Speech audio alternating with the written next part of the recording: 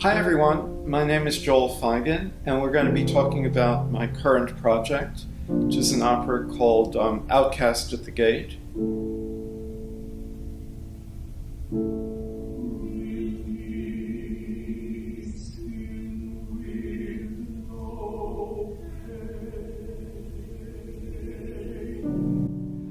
Which is about refugees, which is all over the map right now.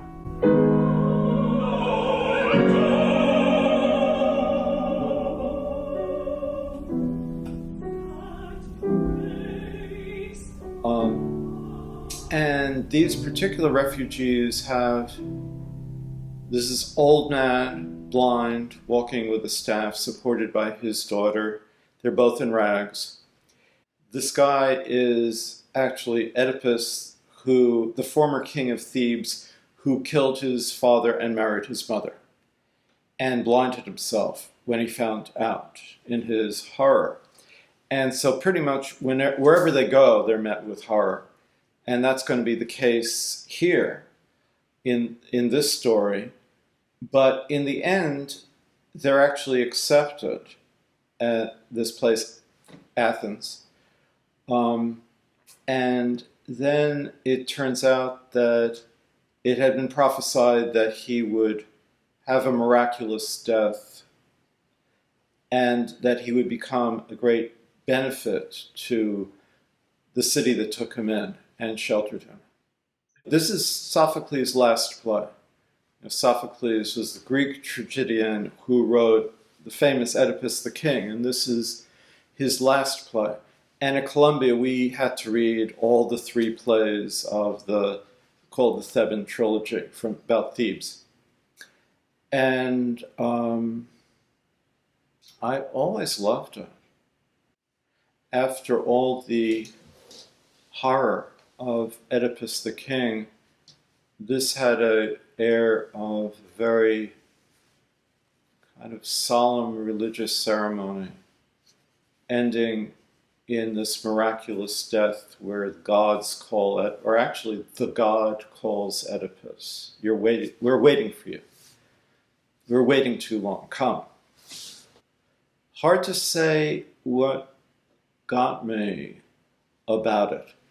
But then, about 10 years later, the National Theatre of Greece came and did it in modern Greek, and so I went. The middle of it was really boring for me at that time in not knowing what they were saying. The end was the most incredible theater I had ever seen. It was like there's this thunderstorm. It's kind of like King Lear in that way. There's this huge thunderstorm which signals the god calling Oedipus to his death. And then at the end of the play and the opera, he gets up and, still blind, he leads everyone off stage to where he knows that he must die. And after seeing him just sitting there, or moving ever so slight, get up with enormous help from his daughter, to see him on his own just rise and walk, and everyone's following him, was just so powerful. The story of how it came about is I was having dinner with friends at Chapel Hill Zen Center. The husband was a scholar of Greek tragedy at Duke University. And I started talking about, well, if I did any Greek stuff, it would be either Oedipus of Colonus or Trojan Women. And he says, oh my God, Oedipus of Colonus is my favorite Greek play ever. It's so poetic. After this, having sworn never ever to write another opera, 1,000 times, I started to find myself doing this, condensing the play to an opera libretto. Then there's this place near the beginning where Oedipus, having understood that this place, Colonus, is where he will die. And he is at the Grove of the Furies. And the Furies are these monstrous goddesses who avenge things like killing your father and marrying your mother. When he's alone, he gets down and prays to the Furies. And so there was this prayer to the Furies. And I started, writing it down. I had this idea of how this aria might go. And I wrote it down, and then I played it through, just a draft, and I said, oh no, I really like this. I guess maybe I'm going to have to do this. I mean, it seems to be there. I gave a concert in New York at National Opera Center with a former student of mine, Camden Boyle, who was studying at Juilliard, and to the Oedipus aria, the Prayer to the Furies, as well as another aria for soprano, Antigone's plea for mercy, for refuge in Athens. And then last June, we had a workshop in New York of the first half hour and the second and the last half hour of this 2-hour piece. And that really went really well, and I learned a tremendous amount from that.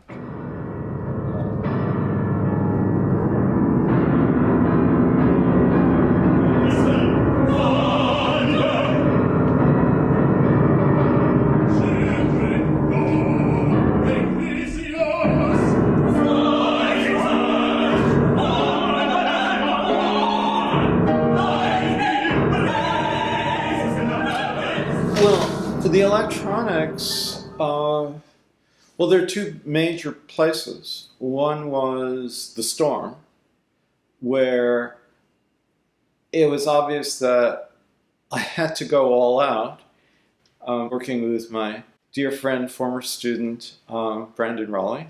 And Brandon is doing the electronics for the opera, and that's been great. We went to an art colony and worked together on that. One thing that I love about electronics is the possibility of a thundercloud coming from here, from all the surround sound, all these crazy noises of the storm coming from everywhere around the audience. And of course, I don't have any skill at all in that, but fortunately, Brandon has tons, and so I was really grateful that he could join me. I felt that I had to give the backstory. Sophocles begins, Oedipus says, Antigone, where are we? And if you know the story, you know, oh my God, this must be Antigone and Oedipus, and the old man is blind, and he's Oedipus 20 years later, and it's chilling, it's brilliant. But for a modern audience, it wouldn't work. So the backstory had to be told. It was kind of going to be a prologue because the beginning of the opera was the entrance of the two refugees. And I worked out this thing as a narration with the Han sounds. And that seemed to me to work very well. But it also seemed to me to be, how would you stage that? You don't want some guy coming out and talking and then he leaves and then Oedipus, it was going to be very weak dramatically. And so then I said, this has to be electronic. And it worked very well. And so Kellyanne was wonderful, and Brandon made these amazing sounds, and we just laid down a draft of it. And I really like it, and I think it sets the show off beautifully. We are the Furies, terrible, kindly, gray with age.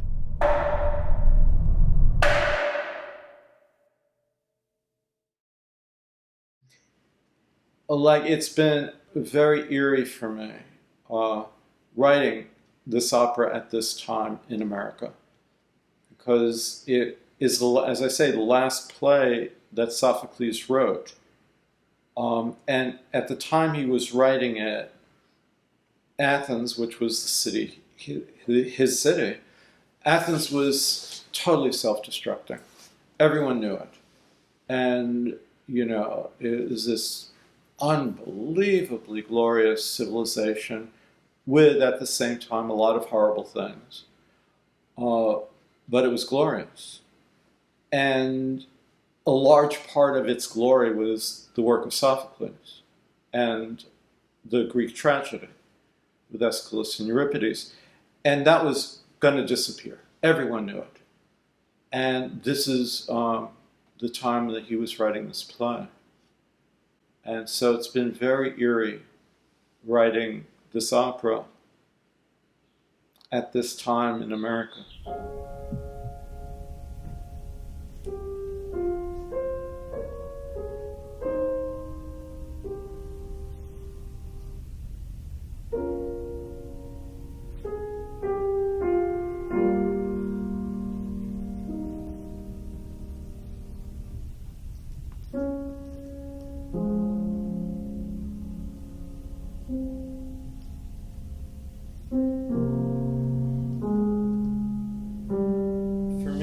The two key words of Oedipus Eclonis, which come back again and again and again, are kindness and compassion.